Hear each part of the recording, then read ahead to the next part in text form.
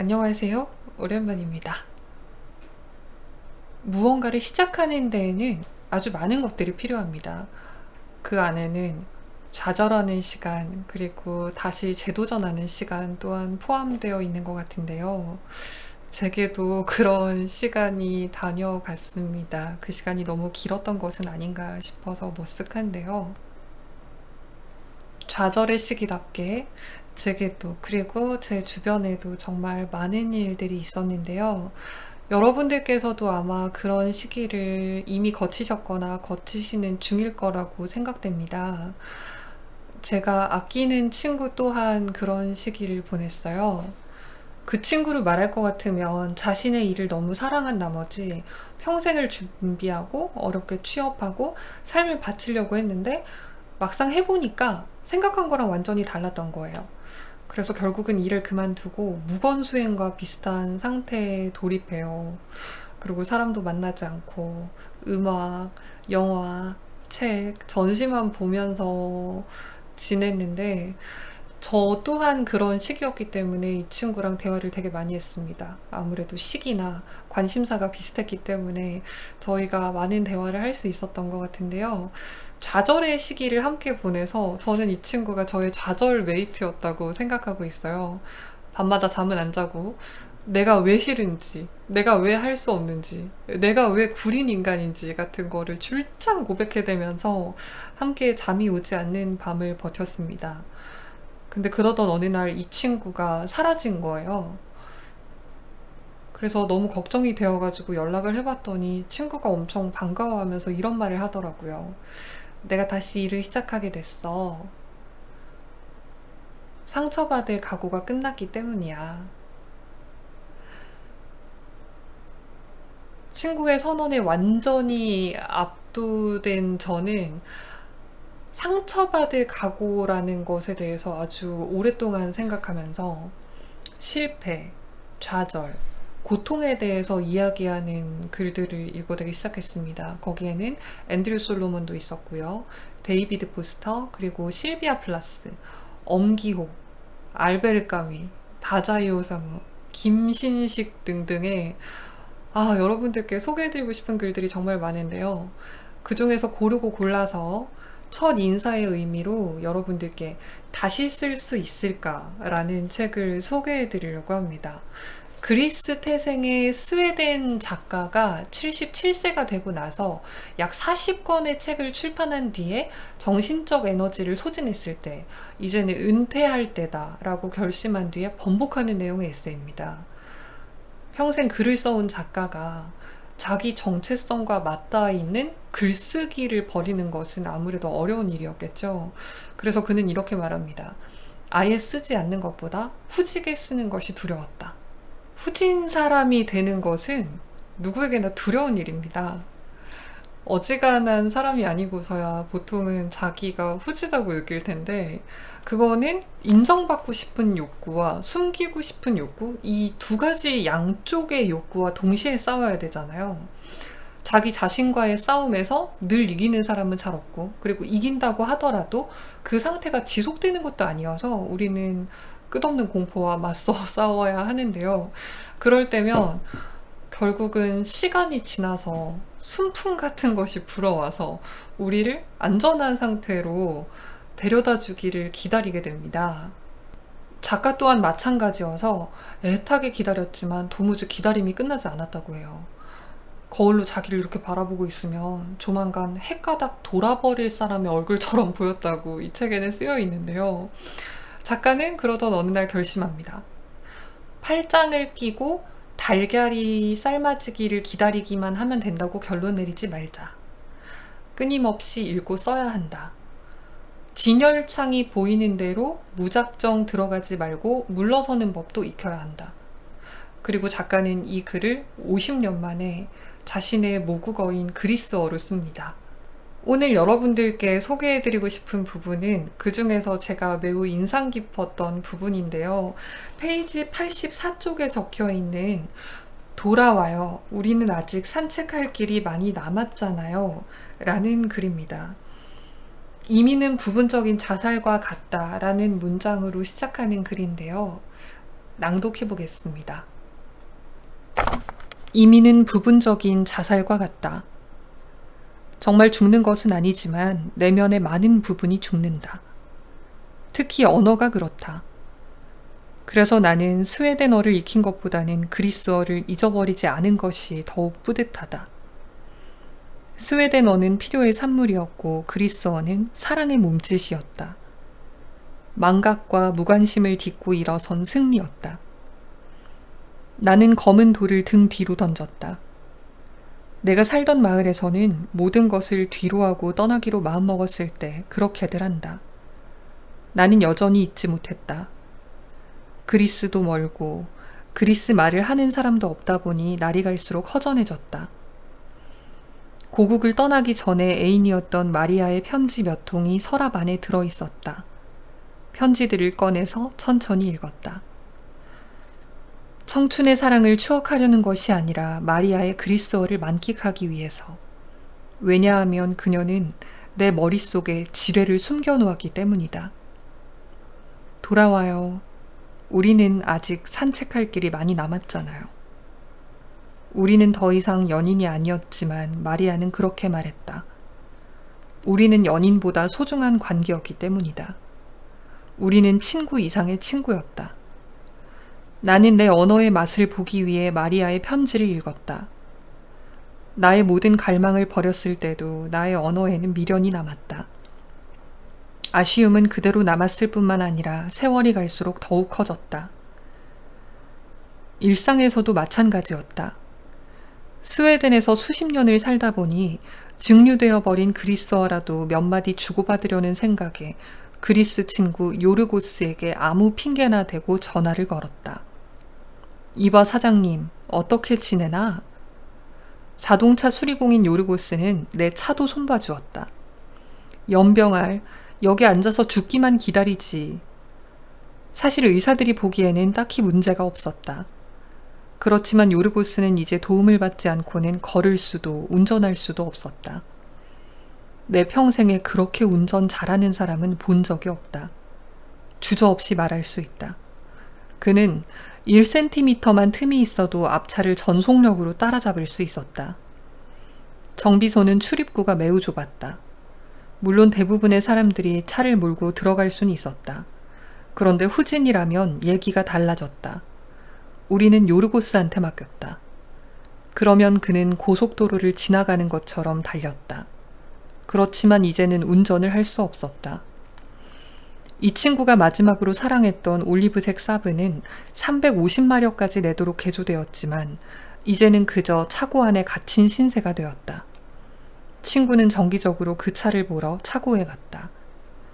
요르고스는 느긋한 성품인데도 그런 상황을 받아들일 수 없었다. 그거라도 팔아치우면 마음이 편해질 텐데. 난 이렇게 말해주곤 했다. 우리는 몇 차례 차고에 같이 갔다.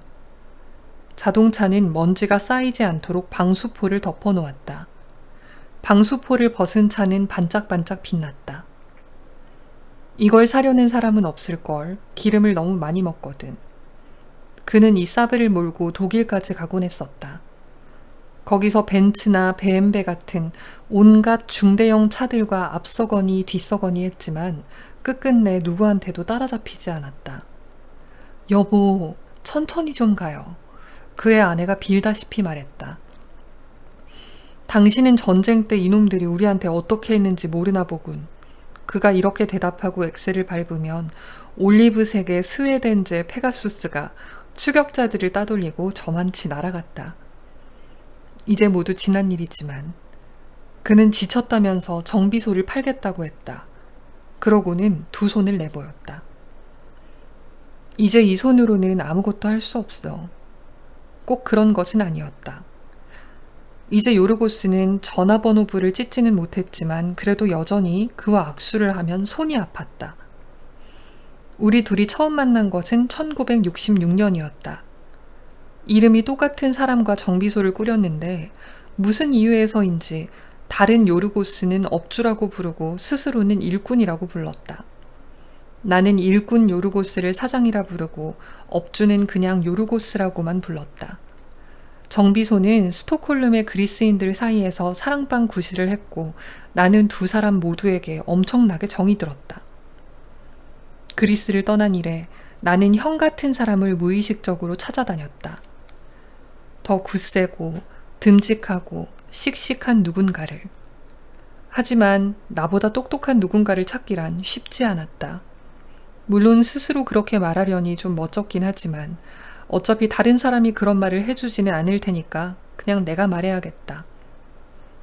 이 정비소는 독재시대에 스톡홀름에 살던 민주주의 성향의 그리스 사람들이 모이는 중심지가 되었다. 특히 업주 요르고스는 뜻밖의 재능을 보여주었다. 얼마 후에 그리스의 민주주의 투쟁에 앞장서는 선봉장으로 자리매김했던 것이다. 그는 독재 체제가 무너진 다음에도 정비소를 내팽개치고 정치활동을 이어나가더니 다시는 돌아오지 않았다. 홀로 남은 일꾼 요르고스는 정비소를 시내 가까운 곳으로 옮겼다. 우리는 다른 소일거리가 없을 때면 거기로 갔다. 거기에는 언제나 커피가 있었고 우리는 수다를 떨었다. 택시기사들은 야간 근무 중에 겪은 흥미진진한 기담을 들려주었다. 스톡홀름은 새벽 1시까지는 스톡홀름이죠. 그런데 1시가 넘으면 소돔과 고모라가 된다니까요. 정비소에는 자동차가 없는 사람들도 왔다. 그들은 딱히 자동차를 살 생각도 없고 살 능력도 없었다. 어떤 나이 지긋한 터키 사람을 예로 들어보자. 그는 크고 해맑은 눈망울에 목소리가 부드러웠지만 잔기침을 해대곤 했다. 어쩌면 그래서 일찍 은퇴를 한 것 같았다. 혈혈단신 외톨이로 살면서 책을 약간 읽고 말수도 많은 편이 아니었다. 하지만 가만 보면 요르고스와 죽이 잘 맞았다. 나중에 그는 1등 커피 조제사로 불리게 되었다. 그 터키 사람을 보면 외할머니가 떠올랐다. 특히 앉아있는 모습이 똑같았다. 흔들림 없이 반짝이는 눈빛으로 양손을 포개고는 허리를 꼿꼿이 세우고 앉았다. 아무것도 그들의 완벽한 평정을 흩뜨리지 못했을 것이다. 모든 것을 견디면서 어느 순간에 무슨 일이 생기든 준비가 되어 있어야 한다는 통찰에서 나온 약자의 힘이라고 부르고 싶다. 이런 사람들은 세상을 다스릴 수는 없어도 스스로의 두려움을 다스릴 수는 있었다. 그 다음에는 유대인이 찾아왔었다. 정말 유대인인지는 모르지만 대부분의 우리와 달리 교육을 잘 받았기 때문에 그런 별명으로 불렸다. 판사였다는 소문도 돌았기에 우리끼리 사사로운 실무적 또는 이념적 문제로 다툼이 벌어지면 그를 불러들이곤 했다. 그도 혼자 살았지만 저승길에 나서면 맞아줄 벗들이 함께한다고 말하곤 했다. 홀로 지내는 여인들도 있었다. 나이든 여자들이 망가진 자동차를 끌고 요르고스의 정비소로 찾아왔던 것은 한편으로는 거기가 값이 쌌기 때문이고 한편으로는 이따금 손님의 형편이 어려워 보이면 아예 돈을 받지 않았기 때문이다. 그중 하나가 요르고스와 내가 함께 있는 모습을 사진으로 찍은 적이 있었다. 머리가 희끗희끗한 우리 둘이 함께 있는 모습이 참 아름답기 때문이라고 했다. 그런 사람에게 어떻게 수리비를 내라고 말하겠는가? 우리 가운데 어느 누구도 요르고스가 은퇴하기를 바라지 않았다. 하지만 결국 요르고스는 유고슬라비아 사람에게 정비소를 팔고 은행에 돈을 넣고는 집으로 돌아갔다. 손을 씻어야겠어. 요르고스가 말했다. 그런데 일주일 뒤에 그에게 첫 번째 증상이 나타났다. 크고 작은 통증이 여기저기 생겼던 것이다. 가끔은 어질어질하고 피곤했으며 혀가 굳어 말을 하기도 어려워졌다. 어느 날 우리는 함께 점심을 먹었다. 작업복 대신에 재킷의 와이셔츠를 입은 모습은 처음이라서 그를 금세 알아보지 못했다. 그는 나에게 웃음을 지으며 다가왔지만 조심스러운 발걸음이 걱정스러울 지경이었다. 그는 자기가 점심을 사겠다고 바득바득 우겼다. 잘 좀 먹어도 살 좀 찌워야지 말라깽이 글쟁이야. 의사들은 뭐래 요르고스 사장? 아무 말도 안 하지. 날씨 얘기만 한다니까. 내가 배기가스를 너무 많이 들여 마셨다는군. 슬슬 좋아지겠대. 하지만 좋아지지 않았다. 결국 우리 인간은 나이를 먹는다. 그러니 일을 하면서 나이를 먹는 것이 가장 좋다. 나도 거기서 뭔가를 배웠어야 했는데 그렇지 못했다. 그래서 결국은 무슨 수를 써서라도 글을 쓰는 대신 글쓰기를 집어치우고 말았다. 내가 25살이었을 때 인생을 어떻게 살아야 할지 스스로에게 물어봤었다. 대답은 떠나라였다. 그래서 떠났다. 75살이 넘었는데도 여전히 똑같은 질문을 앞에 두고 있었다. 나의 여생을 어떻게 살아가야 할까? 이제는 이런 대답이 머릿속에 자주 맴돌았다. 돌아가라.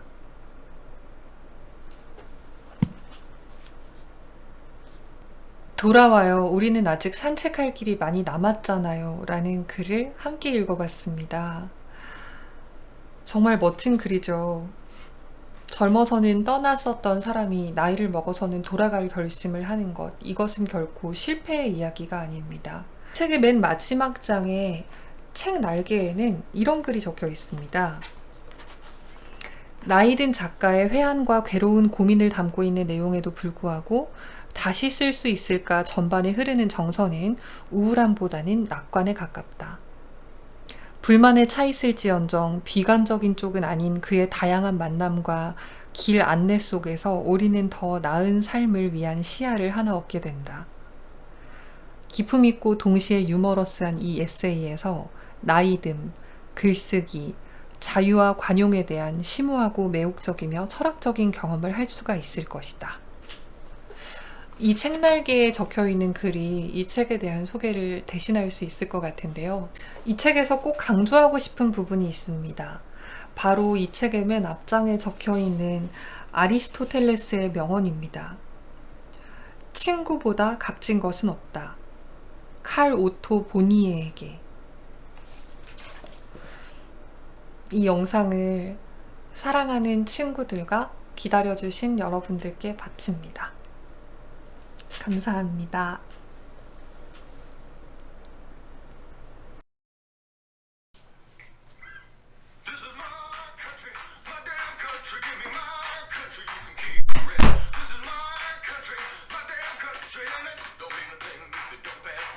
If you ain't never cheated or been cheated on, then take off your boots, you rhinestone fraud.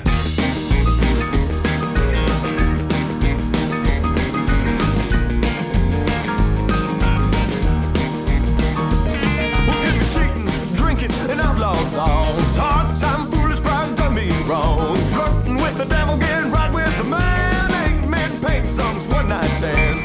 You can keep your picket fence fantasies and put a cork in your high school memories.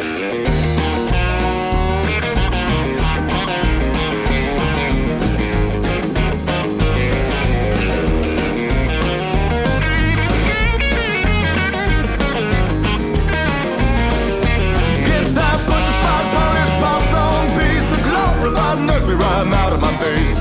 Wintertime, springtime, summertime, autumn. Show me time to jukebox, you yoke 'em if you got 'em on. Country like Johnny, country like lightning in a hillbilly. This is my country, my damn country. Give me my country, you can keep the rest. This is my country, my damn country. And it don't mean a thing if it don't pass the test. If you can't sing along to tearing my beer, then don't forget your coat and get the fuck out of here.